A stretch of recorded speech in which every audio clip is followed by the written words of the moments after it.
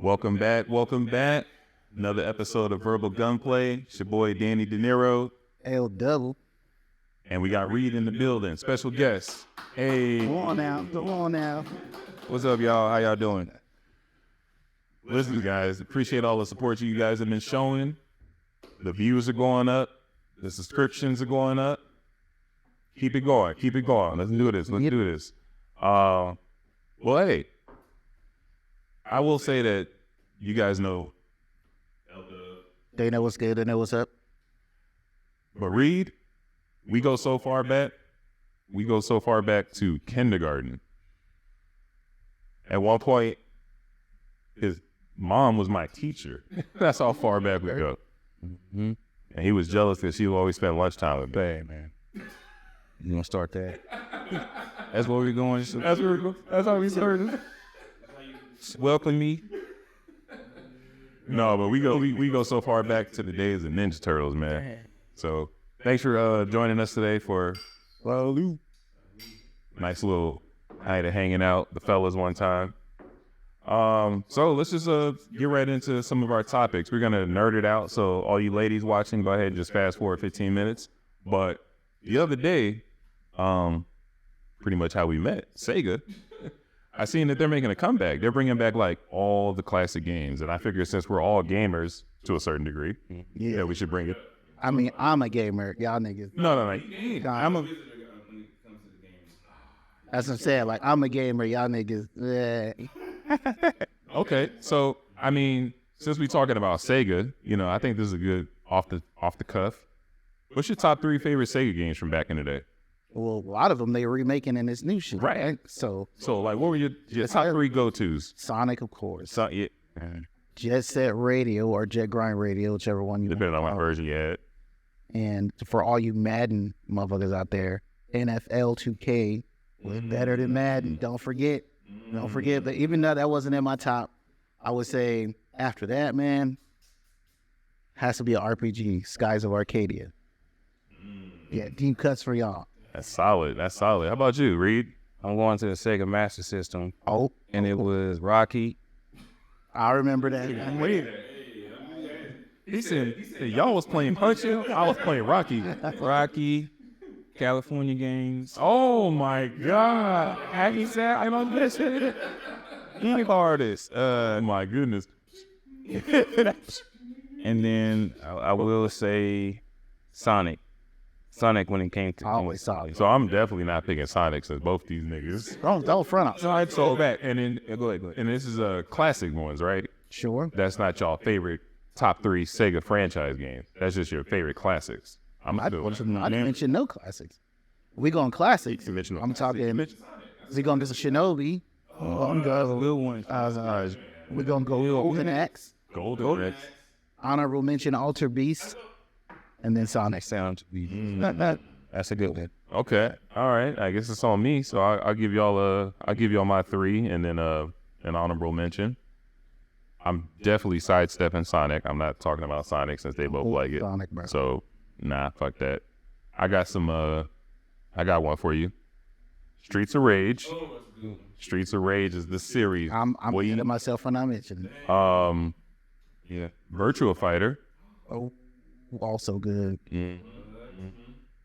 And I would probably have to throw. This is gonna throw all y'all up. You ready? Mm-hmm. It was like one of the hardest games ever. Comic Zone.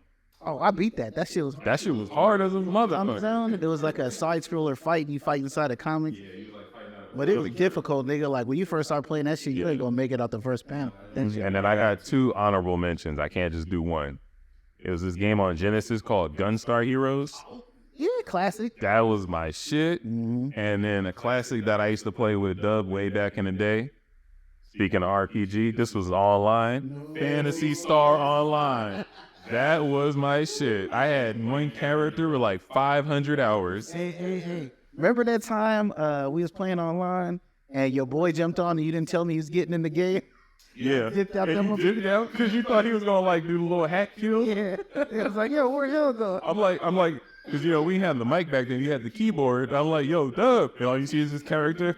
He's just running. He's running for the portal right away. Because those games back in the day, you couldn't just hit his system and turn it off because he would mess up his game save. So you'd have to leave the room. So he was. Yeah. And there's a hack where nigga can jump in your game. Yep. Everybody just drop dead and you just pick up on. Yeah, because that was I didn't play that. Because if you play Fantasy Star Online with people you didn't know, it was like a realistic game where like if you died, just like in Grand Theft Auto or something, somebody could just walk up over you and just take everything that you had. So if you play with people that you didn't know, they'd be like, I don't care, I'm taking all your Mesita. Yeah, don't wear your best shit if you play with strangers. Yeah, I'm gonna take all your shit. Yeah, keep that shit in the locker. Didn't know that. But yeah, I'm excited about that. I would say out of all the games that we remade, I'm looking forward to seeing the remake of Streets of Rage, the remake of Virtua Fighter, and the remake of Golden Axe. I'm a big fan of those side scrollers. Yeah, that Golden Axe was hard. Yeah, I wish if they get the rights to it, I want Maximum Carnage. I want I didn't let them get Maximum Carnage. You know what I mean? that was a side scroller. Yeah. You know what was like that? Yes, I can't remember if it came out first or if it came out second, but there was a game similar to that. It was like Spider-Man. It was like Separation Anxiety. That was hella Nintendo. They didn't come to Yeah. Oh, I'm set tripping. My fault. I'll say good. I think that was straight Super Nintendo. Hey, niggas used to bang each other on systems, man. They'd be like, "What you got? Sega or Nintendo?" Listen, man. Nintendo clearly won the war, but I'm gonna tell you right now, Sega. They had some joint. They had some fire. They had some fire over there. They had some gems in there, bro. So what y'all niggas playing now, though? What you playing, Reid? I knew you had to pass the buck. Right, yeah. Nintendo Switch is Smash Bros. And then I say on Xbox, like I said, I'm still in Battlefield 4. Okay. I ain't touched nothing new. So my problem is I got everything. I got high power gaming PC, PS5, Xbox, playing like 3 games at once on all 3 of them. You a gamer? But the game I play the most that I'm both proud and ashamed to admit is a gacha game called Honkai Star Rail. Play the fuck out of that game. Hawkeye? Star Rail? Star Rail. It's like a gacha game, but it's a JRPG kind of shit, turn-based. You are. Lost me. I play that shit. Ladies, if you're watching, I told you to fast forward 15 minutes. You can look down at the timestamps. I'll let you know when we get to the next subject. But right now, we gaming out. I play on that shit, bro. This is what's gonna happen after I leave here. I'm gonna go home. I'm gonna do my duty, kiss my wife, hey baby, right? Then I'm gonna go sit on my computer and play some motherfucking Star Rail. Do my dailies and shit. You know what I'm saying? For you Star Rail players or even Genshin Impact players, you know what the fuck I'm talking about. And then I'm gonna go to bed. But then we was talking earlier, and y'all was like, "You don't play no first-person shooter games." He was like, "You just play." Yeah.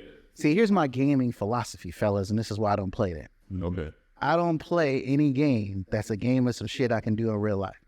I can dunk a basketball. I can run into an airport and shoot it up in real life. That's what I want to do. What I cannot do is save the galaxy from the negatives up. Can't do that. But in a game, I can do that shit. So based off that statement, it's like you retracted last week, so you're not gonna play Grand Theft Auto? You can do all that shit in real life. Damn, nigga. Unless you doing the mods. Nah, you can do all that shit in real life. I want you to go down to the store, take this bat, man. Who is fucking? I'll find a way to rationalize that shit in my mind. Like, okay, like, see, the lead is a Hispanic woman, right? I can't be a Hispanic woman. So Right. As far as me, when it comes to gaming, since my attention span on the games isn't as high as it used to, I used to be crazy. I used to run circles on him with the games. Yes. That's how crazy I used to play games. With my Xbox, I got I hacked the Game Pass, so I got over 100 games every month at my disposal. And when you watch so many, the monthly shit where you bought the what was it game? I forgot what the fuck you bought them cards. You can trade it in for Game Pass. Niggas was trading that shit in for 3 years. So Game Pass. What I did was, I mean, maybe you don't want to mention that on it. Mention it? I don't care. I don't give a shit. I don't give a shit. All right. So what happened was, I was on Slick Deals. And I seen that they had Xbox Live membership cards on sale for cheap for Brazil. And I seen a hack where if you logged onto a VPN, you could register those cards to your account. So I bought the cards cheap, registered 3 years of Xbox Live onto my Xbox. You was around me when I did it. And then I took the upgrade to Game Pass for $1 or something. Since I already had 3 years paid for it, it just transformed the 3 years into 3 years of Game Pass and Xbox Live. That's what's up. So I basically spent, the cards were only like $30 each. So the 3 years was $90. I almost got paying for shit like a monthly, like a sucker. Nah, I can't do monthly because I still got nigga tendencies. Like, I don't like monthly bills because I started to feel like I'm being pimped. So We all getting pimped and shit. I know, but I like the just give me one good pimp slap. Just one slice. So what I do is I try to, like, if I have like subscriptions where I can pay for them 3, 6, 12 months in advance, I'll just do that because I would rather spend a bulk up front and not think about it than every month I get a notification on my phone. Yeah, nigga, we got you for this. Yeah, nigga, we got you for this. Yeah, nigga, we got you for this. I just feel like I'm just getting bitched, like all in streaming service. Yeah. Well, I only pay for like a couple streaming services because I get a few of them free through my Verizon, and then all my other logins, for the most part, I got. Oh, nigga, the from other Verizon ones. You But started it seeing seems some shits. No, it's included. I'm using it, but you Oh, well, I mean, the bill is Verizon. The bill gonna be expensive regardless. So it makes me feel better knowing I got Disney Plus, Hulu, and ESPN included. Yeah, I got T-Mobile. They got Netflix and Apple on that shit, but Yeah. man, that bill, I don't know. That ain't worth the trade, though. These cell phone bills is insane. They know your ass is hooked. You need them shits now. So And like, it's like, what you gonna do about it? What you gonna do? If I work from home, I'll be done with Verizon. I kick my kids off my shit. I'm like, hey, y'all grown. Look off my shit. Yeah. I think the real play, we need to just all huddle up and just get a corporate account, because the more phones you got in a corporate account, that shit dumb cheap. Corporate accounts be mad cheap. Yeah, because once you get like past 10 phones, they're like $30 a phone. Oh, nice. Shit, we probably spend like $200 on each of us on just our phone bills. But you know how niggas is, man. You gonna wind up carrying somebody. They always gonna come up short like, I ain't got it. Nah, remember what I told you? Pay up front. See, I'm the type of nigga, if you present me, hey, Oh, I got you. if you present me, hey, here's your Verizon bill, $30, I'm gonna say, oh, 30 times 12. I'm like, all right, see you next year. Take care of it. All right. Just don't run off with the plug. That's a running joke. You gonna find some way. He gonna say, I'm gonna give a prediction. So he done already said run off with the plug. You know what the next thing this thing gonna say? What's that? Devil's advocate. Is that my go-to phrase I hear? You got the rhythm now. Well, what it is you're the logical. Adult. No, you're the logical. You're the unk. You're Shannon. You had her at fucking Shannon. Okay. Well, who would you be? Max Kellerman? Exactly. That nigga white. Hey, listen, bro. In this light, you white. Look, hey, don't he look white? You know what's funny? Walking the title job. No, I was a girl was watching the podcast the other day, and she was always teasing me about being yellow, right? So when she watched the podcast, she was like, "You look kind of dark next to your co-host, though." Nigga, everybody look back there to me, but that's because I got my winter skin on, right? Winter skin. It's like in the summertime, you know. Come up out that snake skin like Megan Stallion. Still light skin in the winter, but you know, just less. Well, speaking of winter, that's a good segue. You go. Wintertime, cuddle season. And you maybe. Oh, well, it's cuddle season for all of us. Nah, you right. All year round. I'm a warm person, so my wife be trying to steal my heat under the covers all the fucking time. But in the summertime, like, get the fuck off me. It's right outside, even with the AC on. Are you a warm-bodied individual? I'm a Okay. warm. What about you? Same. Yeah, me too. Me too. Like I'm hot all the time. All the time. Women, my wife, cold, always fucking cold. Yeah. She walk around the house in a full sweatsuit. It's like 75 degrees. With a robe on. Yeah. Yeah. You too? Would you Yeah, same thing. Same thing here. One day I'll have something walking around with the robe on, making me some breakfast. See, you know what your problem is? It's because you said I'm gonna have something. Oh shit. See, Someone. One day I'm gonna have a partner to share a life with. There you go. Where is she? No, but what I've been noticing lately, everybody's been spinning the block lately. A good example would be Nelly and Ashanti. and she pregnant and shit now, right? Supposedly that's the rumor.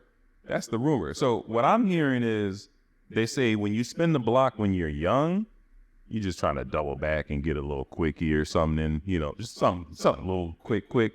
But once you get up there in age, if you spin the block and it's been more than a decade since you was in there, oh no, that's the one. That's what I'm hearing. I mean, I know y'all can't relate, but what's y'all thoughts on that? Do y'all think, cause you would think when we're older, we're wiser, right? You're not gonna mess with some chick that you was messing with back in your 20s, now that you're in your 40s, if she was on some bullshit.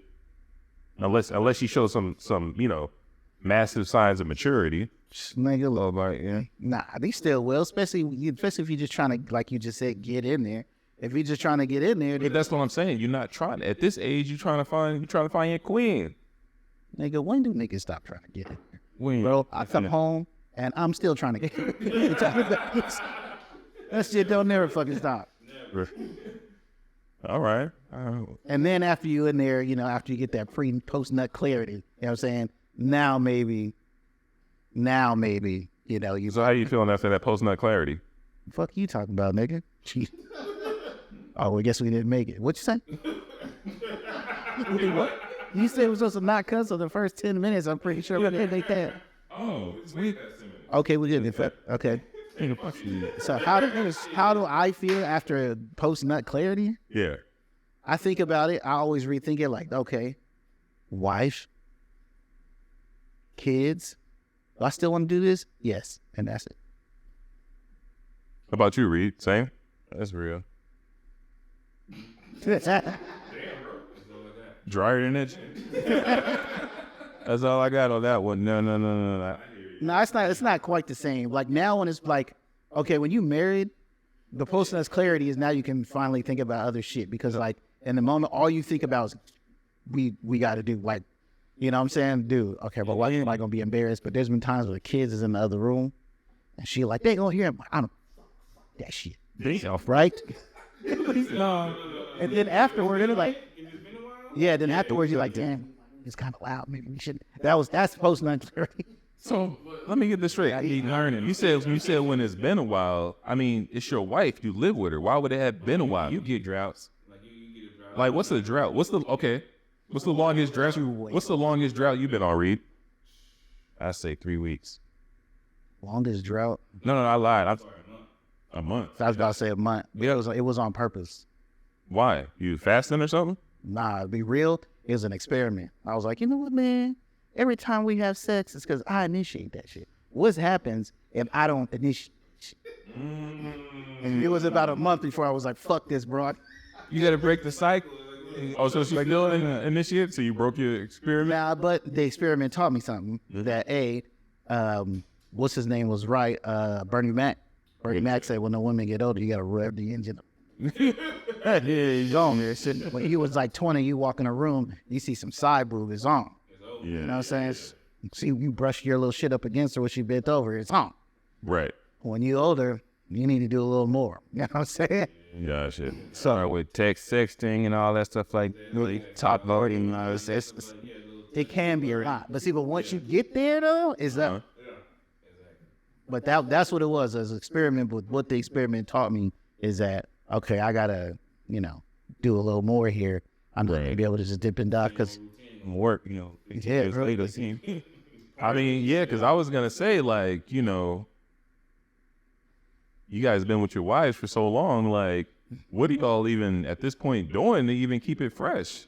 Because I would imagine it's almost choreographed at this point. It's like you go in the room and it's damn near the same positions, the same everything. it can be, bro. It can be. And then sometimes it's maintenance. You know what I'm saying? Yeah. It's maintenance that y'all getting out because you need to, because there's kids and responsibilities and bills and work and all this kind of shit. And sometimes it's just maintenance. You know what I'm saying? Yeah. I've literally felt used. I'm sure so is he. You know what I'm saying? Where you like, I was like, damn, I guess you needed that, huh? But it, you know, But it bees like that sometimes. And what it is, man, is like in any long-term relationship, familiarity kind of gets in. And even though it's weird, it's like a weird disassociation. I'm sure you can relate. You look at your wife, and aesthetically and logically, you know she's fine. Right. But it don't click the same way it does when you look at a strange woman. There's just something different about that shit. Well, I mean, that's because we're like, what they call it? We're so masculine. We just look at things. It's like everything. We just want to capture everything. And that familiarity goes both ways. So yeah. So like it's like that saying you ever hear: "Show me a bad chick, and I'll show you somebody that's sick of her shit." Yeah. Meaning it don't matter how, like there's got to be a fundamental attraction that stays. Yeah. So I'm still attracted to her after all these years, and I'm sure she's still attracted to me. But I can't even explain it to you because you ain't been in a relationship longer than 6 months, probably. Yeah. No, come on, cut it out. I've been in relationships longer than. Bo was looking like me. Stop. I did have a habit of only being in relationships for only 6 months, but I got a couple under my belt that I've been in longer than 6 months. But see, after a while, you gotta. I guess when you with that person, like they always say, that while is longer when you have to actually making an effort to stay connected. Yeah. Like when you be with that person, like bro, for me and my wife, I think I have to start making an effort for like 10 years. Yeah. Because they're longer. It's long time. I will share this. When I was in one of my longer relationships, when the sexual side started to get kind of a little stagnant, I kind of did like your experiment. Like I was just like, I ain't beat off. I ain't trying to do nothing with her. I ain't initiate. I ain't do nothing because I was just like, you know what? The sex is getting stagnant, so I'm going to wait until she wants this. And I was waiting probably about 2 to 3 weeks. And I remember that one of the last times before that, when we went to go have sex, she wasn't really in the mood. So I'm King Petty. So what I did was, you already know, I wasn't in the mood when she tried to. So I was just like, oh no, let's just relax for a little bit, let's chill, tomorrow, that hit with that kind of thing, this weekend, I'm tired. Did not work out. That Uno reverse card. Hit him with the Uno reverse card, and I did it like 2 more times, and then finally the 3rd time I gave in.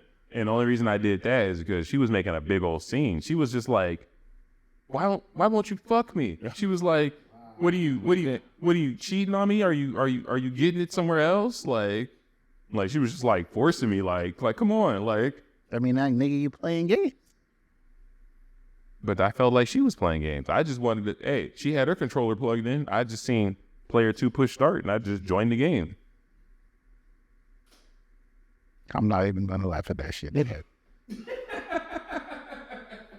They're laughing.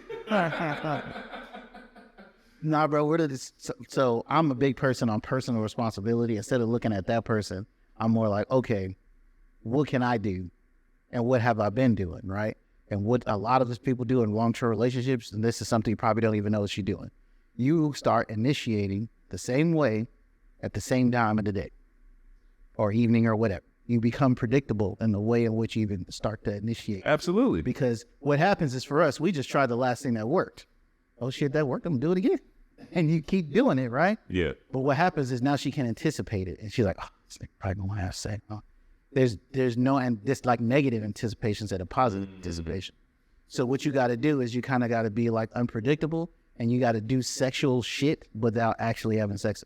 So kiss them deeply, grab booty in the morning, during the day, say nasty shit like you're gonna do something and just go to bed. That keeps all your interactions sexual. And then when you have sex, don't always have sex at night before you go to bed. Yeah. Don't always have sex in the morning. Like try to mix it up and mix up what you do. Yeah. Become a little more unpredictable, and then that's you're right. I will say that you're right in that regard, because I do remember doing something like that where she got out the shower one time and she came and laid in bed, and while she was sitting there watching, like couples watch TV and shit. Mm-hmm. I like leaned over, she had the titties out. I just,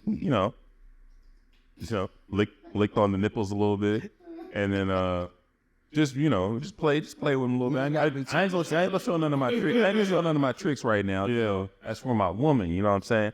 So anyway, playing with the titties and whatnot, and then went back to watching the movie, didn't initiate sex. I just seen them titties, and I knew they was fresh out the shower, a little taste, and laid down. But sure enough, that same exact night, I wake up, middle of the night, my shit getting slopped up, and she sat right on that shit, and I was like, hey. See, what you did there was a spontaneous, like sexual, but not always leading to sex. Because like you probably don't even realize it, but you got moves, things that you always do that mean I want to have sex. Yeah. Like let's say for instance, you never even grab your girl's titties. Yeah. Unless you're trying to go all the way. So she knows as soon as you do that, oh, you trying to do something. Yeah. And I was like, like the spontaneousness, that the heat is not there because she know where your attention is. Yeah. So you gotta mix it up. You gotta be a little bit more spontaneous. You gotta do weird shit like, it's not weird, but let me give y'all niggas a tip then. Do some shit like this. She comes home, you walk up to her with the sexiest pair of panties of hers that you love, give her this, give her the panties, say, go take a shower, come out with just these on. And you sit there and wait for her to come out the shower. Yeah. See what happens when she come out. A little tip for you niggas out there. You know, you gave me a tip a long time ago. Pause. Whoa. This nigga always trying to pause, bro. Whoa. You gave me some advice a while back. I don't remember what we were talking about, but you had talked about like, I don't know if I should say this, but you had talked about like one of your moves that you do, and I tried that shit. One. You was like, Did it have a name?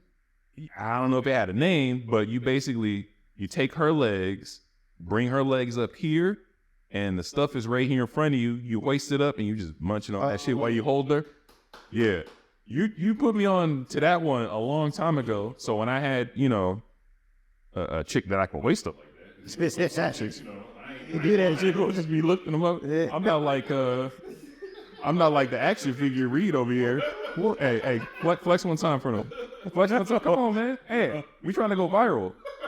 Hey, woo! So I'm not like that. So, you know, when I had something that I could maintain, I put that joint up. I was like, oh, and she was like, oh shit, like, and I was just sitting there, pause, eating pussy, thinking about my boy Lamont because.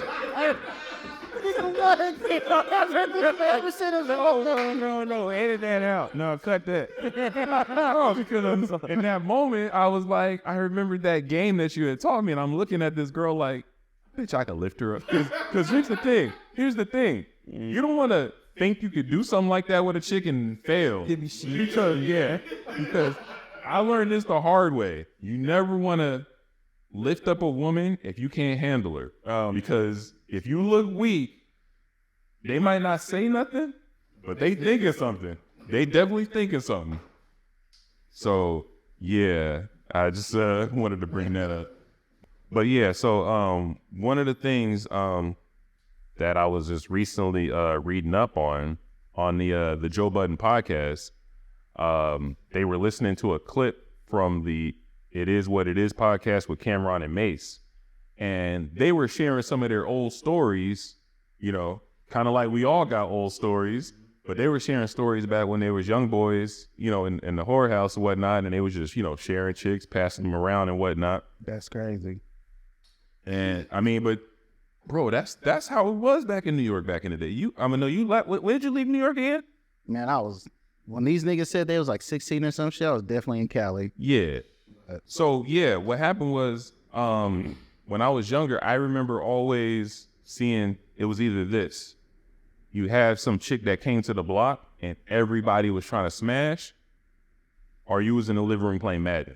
It was one or the other. You was either in the crib smashing in the other room, or you was playing Madden. Like I remember that was just like the norm, like growing up in New York. Wow. Yeah. So I was able to relate to them when they were talking about these stories because I remember that. I remember, I ain't gonna put his name out there, but you know, the superintendent, and we call it the super in New York. Mm-hmm. I remember the son, he'd have access to the cribs that were empty, get the keys, go up in there, you know what I'm saying? Do what we do, and that's that. Don't even pay no mind, you know what I'm saying? So when they tell him the story, I was like, yeah, that's wild because I remember the same exact shit. But to go back to what Melissa Ford was saying, she heard these snippets, and she got a little upset because the guys on Joe Budden show, they were like laughing and heckling about it, and they thought it was funny. I mean, I ain't gonna lie, when I was listening, I thought it was funny too. I'm thinking about the same shit, but she took it a little too deep, and she was basically talking about how she basically threw a narrative out there talking about, well, you know, what if those girls, like, what if that girl, like, wasn't even of age, you know? Yeah, basically she wondered how many of those girls were underage. Yeah, and it's like... She just wondered that out loud, right? Yeah, and it's like, why would you, like, throw that kind of smut on somebody's jacket? Because nobody was thinking that. Right. If anything, we was all thinking, you're kids, so everybody's underage. Everybody's just having a grand old time, and if you're not underage, everybody's at least 18 plus. That's what I'm thinking, because I'm not going to think somebody's willingly going to go out there, oh yeah, when I was out here fucking these little 14-year-olds when I was 21, nobody's going to say that. So why would you even go there? I know what she was thinking.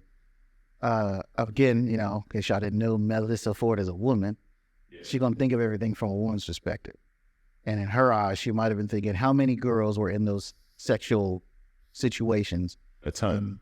And had done something out of pressure that they didn't want to do and maybe regret it later.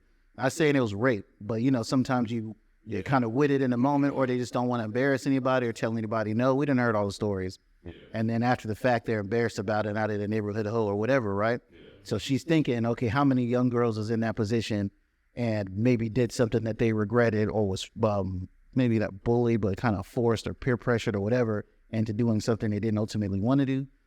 That would have been a better statement than to say, I wonder how many of those girls are underage, especially in the fact that I think she could have saved face if she would have just included herself in that. Because the way how she would include herself in their story? I know, but the way she felt triggered by that is almost like maybe that happened to her when she was younger. Maybe, but it's the way it came out, and it's almost like, oh, how many of them girls is underage? And it was, it came out like real malicious. Like, what do you creating fire where there's no leaves on the ground? Like, what we doing?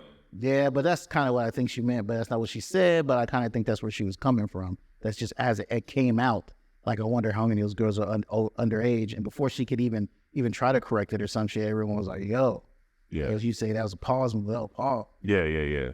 So, and I think when I looked into it, Cam and them responded, but it was like jokey. Like, okay. He made some joke about you can call ICE to have her taken back to Canada because she's from Canada. And they kind of glossed over it, like they didn't even really trip. I think what pissed, so Cam comes back though, right? Of course. Not Cam, it was Cam, right? Yeah, right. Cam comes back, but I think it was because when they got on the next podcast, they asked Melissa to apologize, and she gave a real half-ass. She danced around it. And then she said, oh, I am? Oh, yeah, okay, well, I'm sorry, like that. So I think that pissed Cam off. This nigga went on live, and he went off. He started talking all kinds of shit, saying he could have paid $2,000 to fuck in the bathroom, all kinds of shit, bro. That's okay. So I'm completely clueless on what happened. That's not it. So then they come back on the podcast again, of course, to talk about it. And here's the part that kind of bothers me, but I understand. The whole thing turned toward now Melissa somehow the victim here, and everybody is like apologizing to her and about leaving her out there and then sticking up for her and all this other kind of stuff, right? And I think it went that way because Cam went so far. So if he didn't go, so I think that's kind of where Cam made a mistake. Is if he would have just let it go, she was in the wrong up until the point he took it there. Yeah. Now he's in the wrong for talking to her like that, and now everyone's defending her and apologizing for leaving her out there. So that's kind of like what happened. So I know a lot of people are arguing like, oh, how is she now the victim and she's the one who started this shit? So it's kind of like a back and forth. But I see how it got there. My personal opinion is she's definitely fucked up by saying that shit. She didn't really give a decent apology. I mean, even Flip went on the show and like gave some like damn near speech, heartfelt apology for not sticking up for her when she said some shit. This nigga was just talking because he had lips. But she didn't really give that much of an apology. He then once, but then Cam went in, and when he went in, he got super disrespectful for like, what is it, 20 minutes on a line? Yeah. Then once he took it that far, then of course, Budden and the crew, they got a circle of wagons around their crew members. So in the end, it seems like the perpetrator is now the one that's a victim and everyone's protecting. But from my perspective, if Cam didn't take it there, it wouldn't have turned in that situation. That makes sense. And this is why post-production is so important. I still believe that when Joe brought it to her and said, "You want to leave that in there?" She should have said, "You know what?" She should have had a clear moment of clarity and thought about it and said, "You know what? That's unnecessary. Let's take that out." And then we wouldn't even be here today. That's what I think. But it's all content, nigga. You know, in the end, these people are all content creators.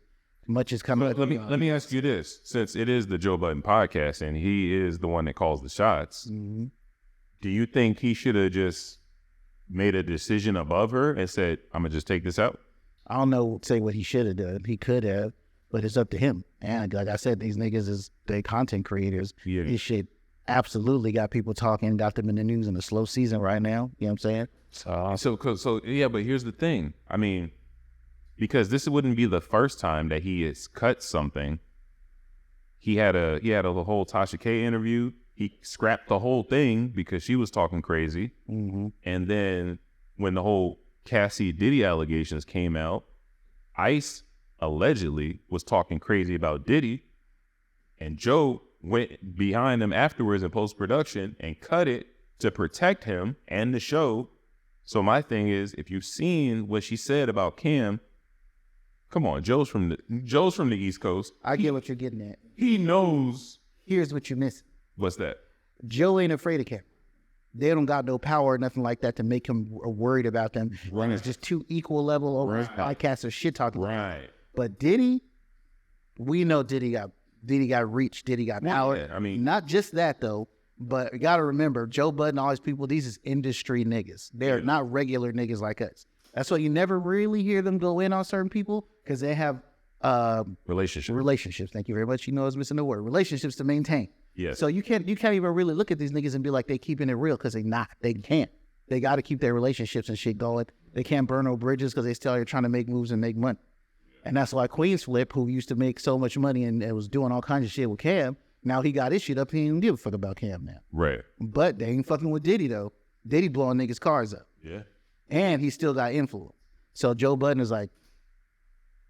So basically what you're saying in a nutshell is he was like, "You want to keep it? Cool, fuck that nigga." Yeah, I ain't worried about that shit. We can go to war if you want to go to war. And that's probably what he was thinking. Yeah. If niggas want to act, we can act. That's pretty much what it was. That's why he's on there talking about nigga money ain't long enough to check your lawyers. You can't blah, blah, blah. Because he ain't worried about that. But against somebody who definitely does have the money, who money is long and shit enough, he know better. Yeah. Yeah. Well, I mean, you're getting a little short right now. Shit. The allegations is crazy. Have you seen those? Bro, that nigga money still long. Still longer than Joe's. Even after. Oh, pause. His shit is longer than all them niggas. I'm talking about the money, bro. That's why I said pause. Bro, if you didn't always say pause and like sexualize some shit, man, niggas wouldn't even. I had a whole segment on this shit. What are we talking about? That's Avenue shit. No? Nah. You got me. You got me. Yeah, it's just you, nigga. Oh, man. No, but I mean, a good segue off of that. It'll hit me. Have you ever engaged in stuff like that when you were younger? Engaged in stuff like that? The fuck you talking about? You know, no. Took a chick into the crib, dudes was around, you know, that kind of stuff. Oh, okay. I mean, you had the one little threesome story. Yeah, but that wasn't quite the same thing. But nah, I never was that dude. Like, there was times where there was girls around who was just being like wild and loose, and the niggas was swarming. I don't know, man. Like that one shit, that my antennas went out, bro. I couldn't. Yeah, that shit was always like something wrong. I'm gonna get the fuck up out of it. Right. And they would tell me about these stories and how much fun they had or whatever, but I was always cool, and I always even still treated them girls with respect. I probably wouldn't like hang out with them or no shit like that, but I was always cool, and I didn't talk shit to them and remind them of the shit I seen them do last week. You know what I'm saying, but like, I just was never that dude. Okay. What about you? You did a little bit of college, right? You got any stories? No, I'm really more of a solo act, so I don't do the community as much. You didn't do the community as much? Okay. You ain't got no college stories, nigga? What's the wildest escapade you been on when you was in college? I didn't have me. Like I said, mine was more like one-on-one solo act. You ain't get no pussy? Yeah, I did, but it wasn't as I correct. Where it was like, hey, Was you on the roof? Was you on the roof? Was you underneath the bleachers? Like, you know. You ever get caught up in somebody's cuddle buddy? Like she have you just coming over cuddling, you poking the shit all on her, but she won't let you hit. nah, man, it didn't work like that. Everything was pretty much understood. It was like, you know, hey, you know, we gonna lay up or whatnot, or we gonna do something, get some action. Usually about action or whatnot, because you know I didn't waste time like that, especially when I was moving about. You know, and so I will say, There we go. Yeah. He's like, yeah, gets to the Tropicana. nah, I wouldn't. To be honest, it really wasn't nothing, you know, nothing extreme. Get a couple drinks in you, keep the vibe going. We'll see how loose you get. All right, we circle back to me. Oh. Uno reverse. Oh damn. Just jump out there with it. Right. So Oh nigga, I was around for one of them shits. More than one. which one? What? What? So there was the little chica who walked into Piccadilly. Yeah, they could choke when I mentioned that shit. Pause. I distinctly recall some. I'm not gonna say where she came from, but some old female friend of yours that came to visit. Oh, Deal. I got one. Okay, but old female friend that came to visit, Yeah. like old in age. Nah, like from high school, she came and visited you when Came you was to- in Piccadilly. Really? Didn't she wind up smashing a home with the truck?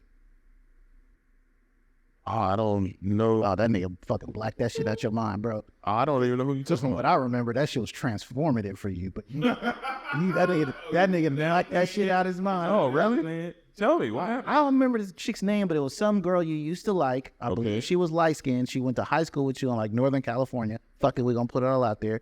She came down to visit. Yeah. You don't remember this shit? Nah. When you lived above the Piccadilly, Yes. she came down to visit. Yes. You liked her. Yeah. But back then, you know, you wasn't super aggressive with her. You know how you was. Yes. So she didn't think you really liked her. So she started pushing up on, I can't remember homeboy's name. He's come visit Bill. He's in the military. He drove that big white truck. Oh, you talking about Nate? Yeah. So they was going to smash and they looked like, hey, you cool with this? And you was like, yeah. And then he smashed and then he wasn't cool with it. Really? Yeah. I don't. Damn, I must have really blacked that out. Yeah. Yeah, you must have, because I remember, nigga, you was on shit for a couple of years after that. He's like, oh, really? But I was like, you didn't tell that bitch you liked her, so she should have known. Yeah, you fucking, yeah, you was. Oh, damn. That must have. No, I'm being honest. I must have really suppressed that one. That must have really hurt me because I don't remember it. Oh, it did. Damn, that's crazy. But all the homies was like, nigga, you didn't really push up on her at the time. But you was like 18? Yeah, I was still a virgin. Now, I'm on record on this podcast, other podcasts, you know. I didn't lose it till I was like almost 19. It wasn't with the little chica, was it? Talking about the hoe? Yeah. Tweety? Yeah. No, I never touched that. Does he know about it? No. Did you know about, I was a pimp for like 2 weeks? Oh, Get outta here. this chick caused so much trouble, bro. What?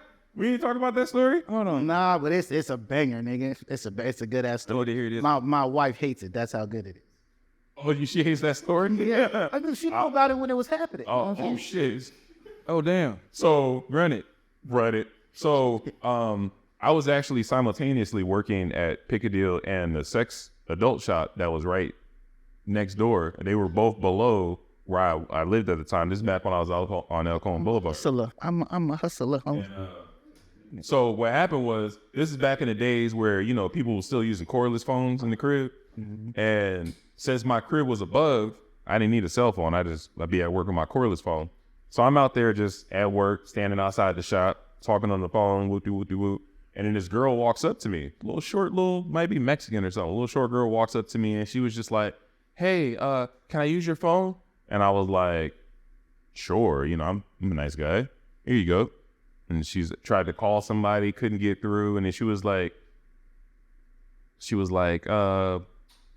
is this, because I was like standing right in front of my door. She was like, is this your place? And I was like, oh yeah, I live upstairs. And she was like, oh, mind if I hang out with you?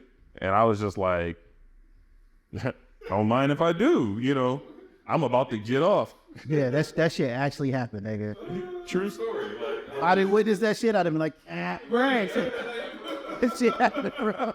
But this was also around the same time period where the Jay-Z Nas was at its height, and So enters L Dubs. Sisters L I Dub. wasn't here when this nigga met this chick, right? But I come to the crib. By this time, I don't even know how the news got out, but there was already other niggas at the fucking place, in his place. Yeah. The new diss track comes out. He hits me. Come listen to this Nas versus Jay-Z. This shit is hard. You gotta hear. I'm like, This is the Ether days. jumping to 626, which is world fucking famous right now. Came over to my nigga house, came upstairs and like stomping through, because the way his house was, you come upstairs, you go to the front door, and the front door is straight, then you walk into the kitchen. And then there's a bedroom and a bathroom on this side, and then his room was on this side. So I come in, I hang a left, and I stop at the doorway, and I look, and it's like 3 niggas I don't know, and some chick, like just doing it. Yeah. So I pause, I'm like, then this nigga look at the computer like this shit ain't even happening, bro. And it's like, yo, check this shit out. So I go over to this shit, both of us like, oh, this shit's hard. We go to tell, like, look back like, hey, yo, this shit. we so enamored with hearing Ether for the first time that this dude's in the back that they just running a train on this Tweety girl, and they ain't paying no mind to that, and we ain't paying no mind to them. We like, oh, this shit is hard. Like, Nas went in, this is crazy. And you look back, all you just seeing is because I had like where I stayed, like it was the hot spot. Like it was in between. It was like the middle ground for everybody. Whether you lived in Mira Mesa, I'm name dropping a bunch of Cali shit. Whether you lived up in Mira Mesa, whether you lived in Spring Valley, whether you lived in Chula Vista, it was the middle ground. Off, he was up. Yeah, like it was the middle ground. Yeah. So when that happened, you know, naturally when they bust their nuts and whatnot, they left. But she was like, I'm just gonna hang out here. And I'm just like, okay. And, you know, Dub's like, all right, well, I came over to hang out for a second and hear the music. I'm going home to the wife and kids. So he left, and it's just me and this girl. And I'm like, you know, make yourself at home. Just get comfortable. Because that's what my plan was. What time frame again on this? That was time frame. What year was it? Whatever year Ether came out. It might have been, this might have been right after you left. Oh, this was when I came down and seen you. Yeah, it was like right after that. Because when you had came down to visit, that was before I started working at the adult shop. Got it. So now, fast forward, this girl's just hanging out. I guess she got nowhere to go. So she spends the night. Next day, remember I told you, it's the hangout spot. Next day, I think, who was it? Damn, what was his name? I want to say his name was Terry. It's like a light-skinned dude named Terry. He came over. Yo, D, what's good? Pulls up. Yo, D, who this? I'm like, oh, that's my friend Tweety. Oh, what's up, Tweety? Nice to meet you. My name's Terry. You know how niggas are when they see a chick for the first time, trying to be all. And I broke it down to him like how we met, and I'm like, she just hanging out here. And he was like, so you pimping him? And I was just like, I don't know. Like, I was like, I don't know. I mean, I guess I am, but I didn't plan on it. And he was like, so what's up? He looked at it and he was like, so what's up? Can I, you know? And I was like, well, you said I'm pimping, you trying to pay? And he was like, nah, I ain't trying to pay, but I want to fuck. And I was just like, I don't care. Ask her. Wow. She looked at me. Yeah. She looked at me and was like, is it okay? And I was like, I don't care. Your body, your choice. What the actual? So 2 minutes later, he's on the couch, busting her down. She's slopping him up. And what am I? Back on the computer. Wow. So then, after they do what they do, whoop-de-whoop, he busts his nut, he chilling. She's just still hanging out. She's like, can I use the shower? I'm like, sure. Go ahead, go use the shower.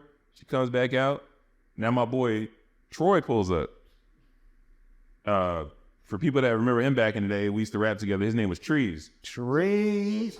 So Trees. Big up Trees after I ever fight this nigga again. No, Trees was that nigga, man. The ultimate freestyling. Oh, so okay. Trees pulls up, and he's like, who this? This your new girl? And I was like, no. I'm not claiming it. Like, ain't definitely my girl after like 5 niggas done been through it in 24 hours. So, once again, the same thing. Hey, how you doing, baby? I'm Trees. So, she fresh out the shower. He's like, what's up? Like, talking to her and then looking at me. And I was like, I'm just a real nigga. I don't care. So at some point you got some money out of it. Yes. So now, after pretty much all the homies, except me and Dub, and I'm not saying that just to say that, we literally did not touch this girl, because I'm sure there's probably people that are listening like, I know. nigga, But now I I told my wife about the whole shit. She of course, because I- there's always going to be an inkling like, yeah, you got your dick licked. It's something. No, she don't think something. You got nigga, she hated your ass. Like, fucking Daniel is hanging out. They gonna get your ass Yeah. up. He said, you're married. You should be having all hoes up in the house now. Bro, this bitch caused a lot of problems. He ain't even got to. So, so this is all in the first 24 hours.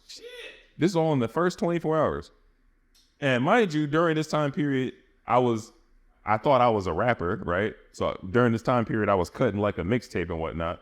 So I was getting hungry, right? And this is also back when I used to slang like burnt stuff. Understood. CDs, I'll just say. I'm not gonna say what it was. CDs.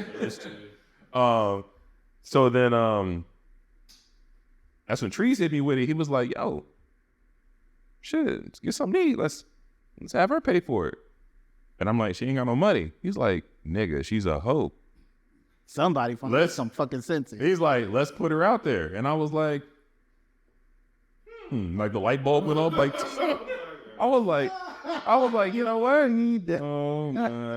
So then here I am. I start thinking, I'm like, so I'm like, what's the prices? You know, I'm thinking about it like an actual job, trying to get my inventory together and whatnot.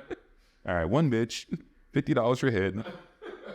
So She probably had prices in her internet, right? I'm sure she did. So I basically was like, this girl, I don't know where she at today, but she was well trained. When I say well trained, I told her, I was like, hey, look, you gotta go out there and get this money. She's like, okay, let's go. You gonna protect me? I said, let's go. And this is back when I had my little Jeep and shit chair. Had a little stick shift chair. Yeah. So while she walking the blade, that's what we call it back then, walking the blade, I'm driving up and down until she hops in the car. It's like some straight GTA shit. She hops in the car, she do what she do, whoop-de-whoop.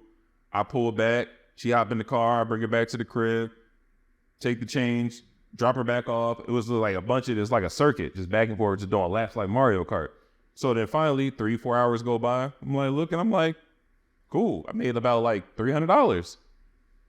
I was like, damn, shit.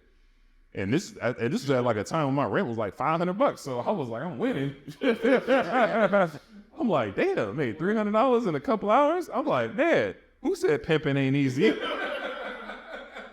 Especially when you got a chick that's following your lap. Yeah. And then I was like, so how much you want for your cut? And then this is why I say she was trained. She was like, my cut? She's like, you just gotta make sure I got somewhere to stay and I'm fed. I was like, what? This nigga sad with people. What? I was like, well, you hungry? She's like, not right now. I'm like, all right, cool. We gonna get something to eat. You hang out here. Here go Trees. I'm gonna hang out here with her. All right, nigga, just don't be in my bed. Sure enough, we go to the taco shop. You know, we talked about already, the famous taco shop. We come back, he's still just on the couch, just beating it up. Like, I look back on that couch, man, that couch had to have been filthy. But anyway, it was all kinds of shit on that couch. Yeah. Yeah, you were the first one on it. So then fast forward, I don't want to drag out this story, but There's a lot to it. that basically went on for about a week or two, and it couldn't have happened at a better time. Trees basically fell in love with her. Oh, I remember that. Trees fell in love with her because I got to the point where I stopped having her stay at my place because I watching stuff like Sopranos, you never keep the work at your house. So I was like, I'm gonna just pay for a room and let her stay there. Here go Trees. Oh, I'll stay with her. I'll protect her. And I'm like, nigga, go on. You just want to go get some pussy, like. Bro, it wasn't just that. This nigga was inviting other people over there and shit, and then tried to cut some niggas off from it, and them niggas was mad. They didn't like that shit. What? Oh yeah, because it got to the point. So if you circle back to the first part of the story, those same exact ones that came in the beginning that came through. They first of all, I wasn't even really cool with them like that. They just happened to pull up, and I was like, "Go ahead, I don't care." But when they found out that I had took her on and I basically had her over there all the time, then they just felt entitled, like, "Oh, we're gonna go to D's house and get some pussy." But here's my thing: I was only continuous in letting my niggas get pussy. Like, I didn't fuck with y'all like that. Y'all just happened to pull up and just wanted to hang out. So one time they came over horny thinking that old girls over there, I finna get some. Like, I know when I'm being used. I was like, nah, y'all cool, going back home. And they got butthurt and they over here like some sad niggas outside in the streets throwing rocks at my window because I won't let them up to fuck some hoe. Yeah, that's what I'm saying. It's like, Yeah, I didn't crazy and I had to come through on them. yeah. I had to come through like 3 times on niggas. So it was that fucking time. Oh, really? Then there was a time where me and D went to the fucking liquor store, right? Them niggas must have been following us. We went to the fucking liquor store. I go to the back. This is some shit straight out of movie, nigga. I go in the back. I come back up front. My nigga up by the cash register. Surrounded. They circled on me. They was ready to pounce, and here go Doug. I jump up like, yo, y'all want to shoot the fair one? We can do that. But y'all not finna jump my nigga. Y'all gonna go through me first. Yeah. And it's like 8 niggas, bro. What the But that was me back then. I didn't give a fuck. And I told my wife this story. She heard it. I'm doing ignorant shit, bro, but I got a wife and kids at home. You know what I'm saying? I was definitely wrong, but the nigga in me at the time was not finna let my boy get ran up on. Right. So I ran up in the middle of the circle. Was like, nah, you ain't shoot the fair one. That's cool. He basically was like, look, y'all want to whip his ass? One of y'all get the one-on-one, and that's that. But y'all ain't finna jump him. Right. That's it. And that's fair. That's real. That's real shit. Because you could tell they wanted the wolves were circling. I was looking like Scar, and they was hyenas at the end. Yeah, but then when they was thinking one-on-one, it's funny, because as soon as I said that shit, the niggas started looking up and down. It was like, nah. And then they walked off. Then they sure did, walked off slowly. And one of them niggas was like crippled or some shit. Yeah. And that nigga was the leader. Yeah. And you know what? You know, that was Patrick's cousin. Oh, for real? That was his cousin. Oh, shit. And Patrick used to get mad at me, and he's probably watching this now because he just recently hit me up on the podcast. So, what's up? Shout out. What's up, Shazon? What up, dude? But he got mad at me because I would be teasing his cousin. I'm like, yeah, your nigga tried to roll up on me because, he was a little, Yeah, special. that word, yeah, special. And, he would talk like, Ian Beans, like, that's how he talked. But this nigga was the leader of a crew, bro. And that right there lets you know the type of crew that they wanted. Yeah, man. That wasn't even it. Now these niggas roaming up and down El Cajon Boulevard looking for the fucking hotel that this chick is at. Yeah. And that's not even where it got really real. Where it got really real was when the pimp that trained her came looking for her. Oh my God. That's when it got real. So let's go back to where it all began. I worked nighttime at an adult shop. I was in the adult shop, and I guess the pimp asked around town and found out about me. He came into the adult shop and he pressed me. He came in there and was like, you D? You D money? And I don't know who the fuck this guy is.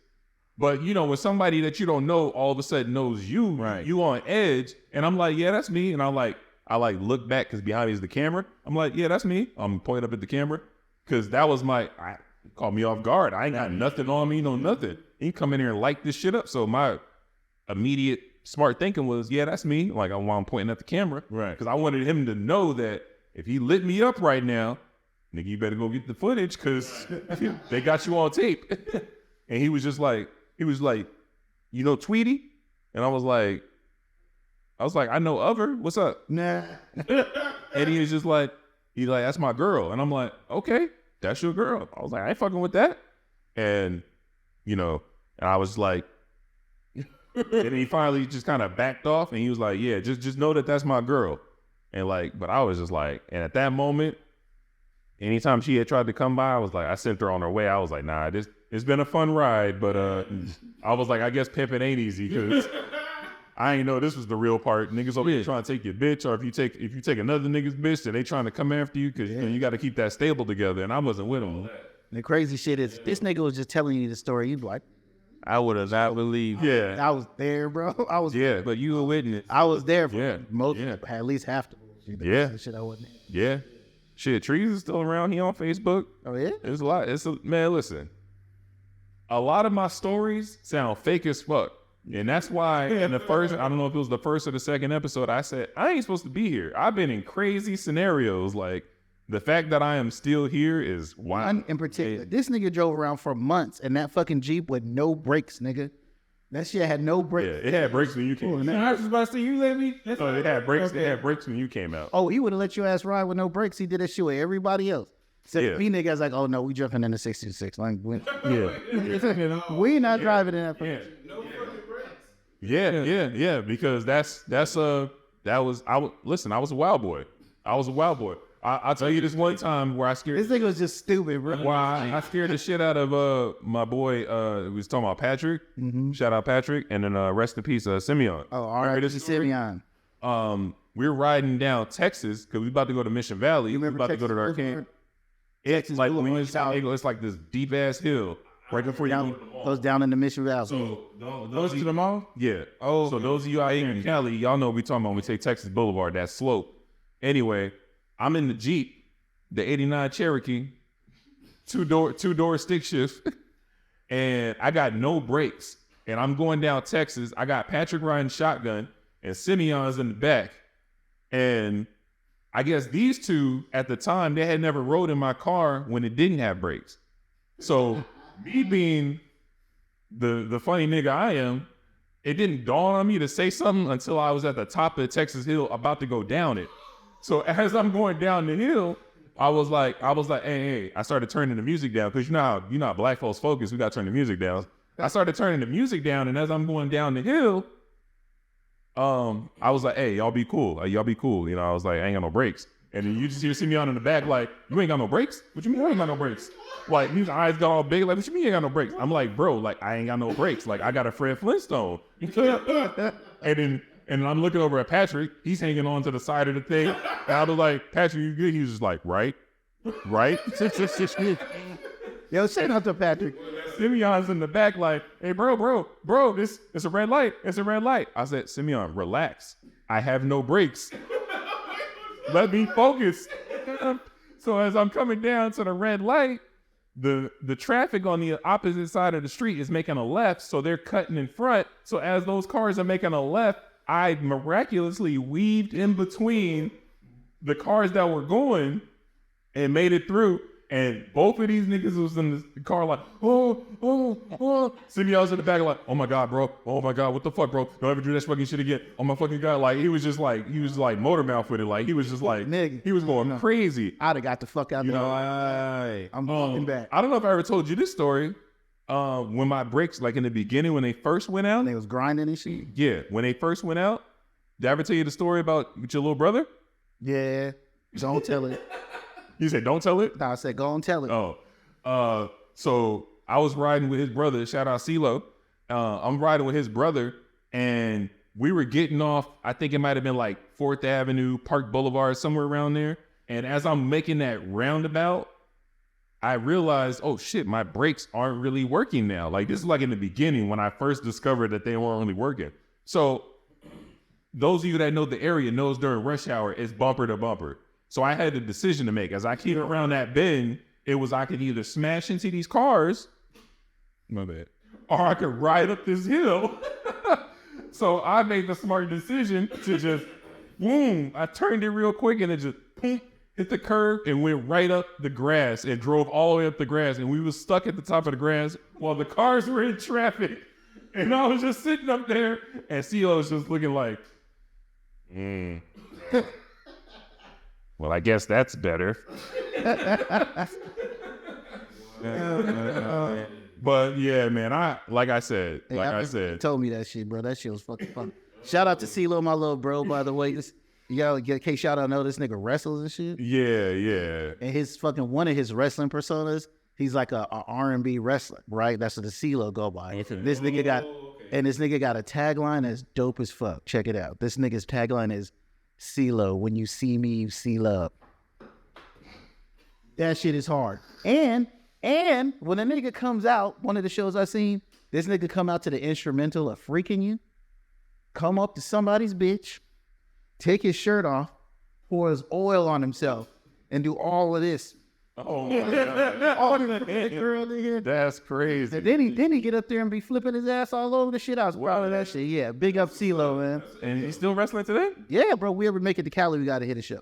Oh wow. Like so he's like all the way in it, professional Yeah, wrestling now. WWE wrestler shit, nigga, from the top rope wrestler shit. Oh, okay. He's not on WWE, is he? Nah, man. Oh, okay. You think I'm just saying I haven't watched that. shit. we be a tag team? I haven't watched that shit since. Yeah, and I haven't watched that shit since way back in the day. But yeah, shout out to CeeLo, man. He was a cool dude. Was. That's my little bro. He is a cool dude. Let's go. Wasn't just say I'll say he was because I mean I haven't hung out with him in a minute. Got you. I got you. Just had to know. I think I like live with him for like a month. I think I like lived there for like a month. I mean, your computer was there. And then I was just always there. Yeah. Oh, I think I couldn't like have internet at the place that I was at. Yeah, that's what happened, man. This Yeah. nigga didn't have the internet, so he moved his computer to my mom. Brought my old computer over to his mom's house and was like, I'm just gonna be here now. The internet is here. I'll be shit. My mom is hella cool, so she was like, "Oh, daddy." Yeah. Because I'm the type of person back in the day, if I was at your house, you didn't even notice me because I would just be in my little corner on the computer. This all you hear. Two little keyboards. That's it. Yeah, I've seen. Oh man, that's some good times. That's some good times. Reminisce like a Yeah. But you ain't escaped that story, bro. What story? You know what fucking story I'm talking about? I mean, he brought up the me sharing a girl that came out to see. I wish I knew who that was. Huh? You said that Nate smashed. Nate? Who the fuck is it? Oh, yeah. I wish I knew who that girl was. I have no idea. Really blacked that shit out, nigga. Got What she look like? She was like, I think she's a light skinned chick, long hair kind of. Light skinned chick with long hair. So nigga, I don't really remember. I really gotta find out who that was because I don't know who that was. They might not. I don't even know if it was fucking Nate. I don't remember that nigga name, but Yeah. but you still in this game, nigga. Yeah. But so there was a chick that I was interested in, but What? I was scared because I was just like a little virgin back in the day.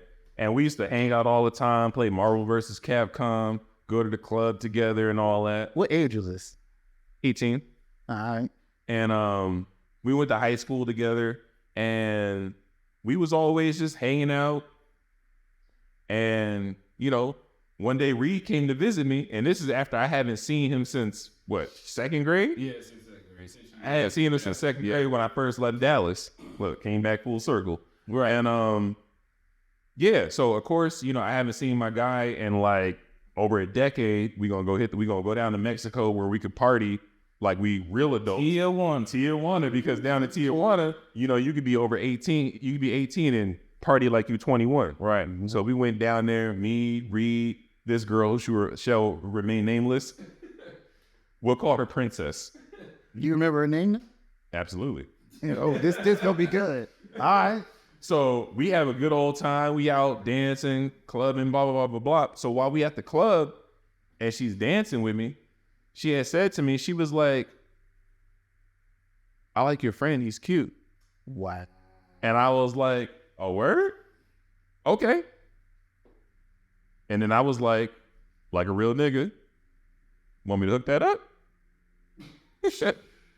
And she was like, she looked at me in shock like, you would?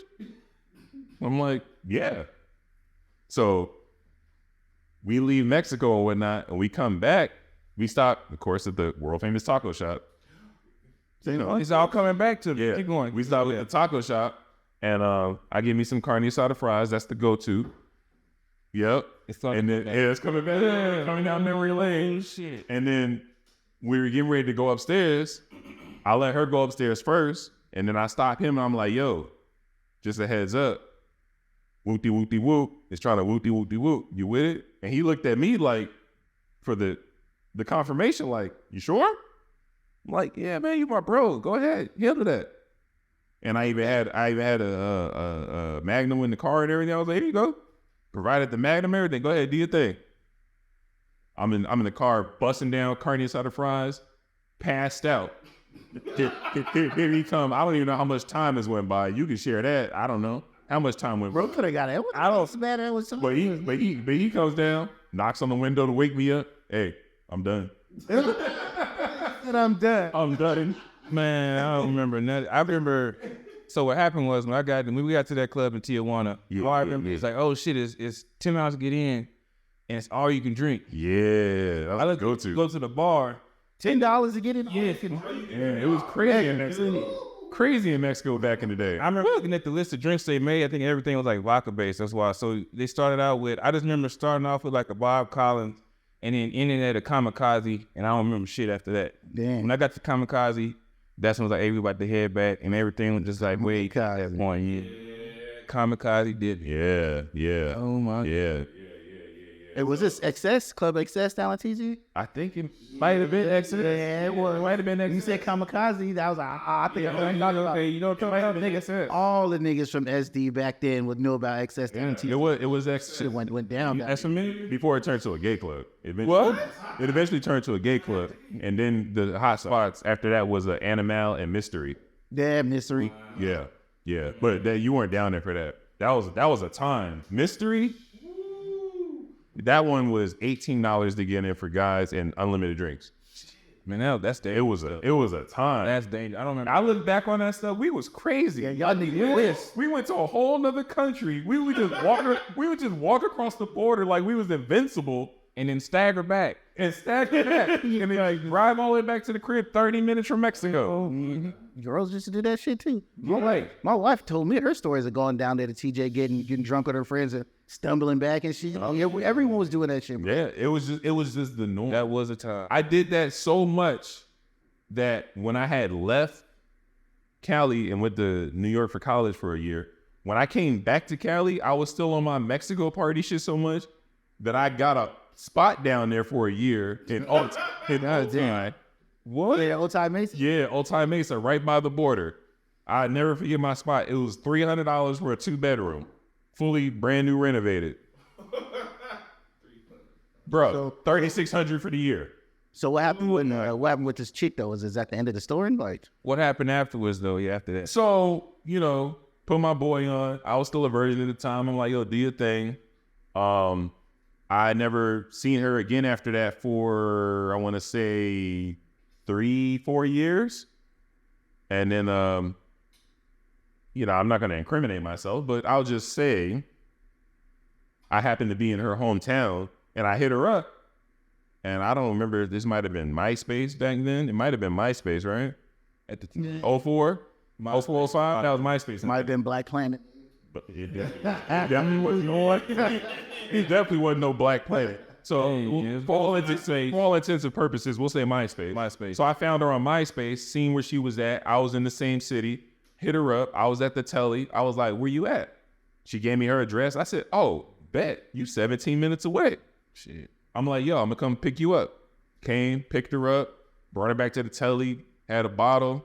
I mean, the rest was history. We had a couple shots and I busted down and, that was that. I finally knocked that conquest, This is a story of how y'all hit the same chick, is what you say. Yeah. So that was the first time I hit it. And this Shit. only hit it twice. I'm not gonna say when I hit it the second time, but let's just say further down the road, I hit it a second time. And yeah, it was good. It was good. He got her in her prime though. Oh, she let herself go a little bit. She was still up in there, nigga. Don't talk to Jump me. in. First time I hit it, she was still good. But I'm saying that last time, she kind of just let her. She got a little bigger. Yeah, but you still hit that shit, nigga. So I I can't. mean, What the fuck does that mean? What the fuck does that mean? I think he said, I'm him. I'm Himothy. We thought, bruh, You know when Serge your underhand softball and you hit that shit don't make you fucking. what I'm saying is, bro, this was in my 20s. I was a wild boy. Remember, I got into 20. I basically ran into 20 only having like maybe 1 or 2 pieces of drawers. So my 20s was fuck fest of 09. It's just, I was running through everything. If you was a 7 or an 8, I ate. 7, you mean 5 and up? You mean 5 and up? No, 5 and up. What are you talking about? You mean 5 and up? You said if you was a 7 or 8, that's too high, bro. 5 and up, you was smashing. I wasn't. What 5s was I smashing? The chick you just described to me was a motherfucking 5. You said she let herself go, was all this way. You like, yeah, It wasn't no 5. She was a 7. She was a 7. She was a 7. Nigga talking shit. She was a 10. She was a 10 when he got it. Okay. Was she a 10? Was she a 10 at the time? I mean, It's pre-marriage. Let's qualify this, right? At the time, she was a 10. Damn, she was fine. She is a 10. She is not. No, it's your default. I'll say 8. You know, everybody got their own perspective or whatnot. Nah, mine took. She was a 10 because I imagine she had the same skills that she had with him when I got to her because she had some skills. Okay. And I feel embarrassed if she ever comes across the podcast. Maybe. Shout out, Princess. I mean, she did it. Listen, we all just having fun. We kids. We all young adults. You know, now we at this old age. Like now we in our rocking chairs, sitting on the stoop, telling stories now. It ain't like we doing none of this today. Cause you know, I'm looking for a queen today. This nigga is doing this shit today. He's still doing this shit today, nigga. What you talk? What? No. Look, boy, get on hype in. Not me. What's that? Turning into Chris Tucker. That's when you know niggas be lying. Oh my. Oh man. But yeah, we don't gotta drag this out. This was a very fun personal podcast. Definitely want to give a shout out to Reid for coming through. Appreciate you, bro. Hey, appreciate you having me. Yeah, man, definitely. Thanks for having us, sir. Thank you guys for tuning in. You know, make sure you like, subscribe, share, leave comments, suggestions. Let us know what you do like. Let us know what you don't like. Let us know what any kind of topics you might want to hear. Let us know what any kind of guests you want to see. Next episode, we got a female guest coming through. Yeah. You know, hey, maybe one of these days we do a podcast and they have their wives up here. But that way No, we won't. Wait. Let me go and say that shit right now, nigga. No, we won't. He told her. It's all right, man. I appreciate y'all. Thanks for hanging out with us in the Verbal Gunplay podcast. You wild for that shit. Yeah, come on, man. Edit that out. I don't even want to see. Yeah, that's a good idea.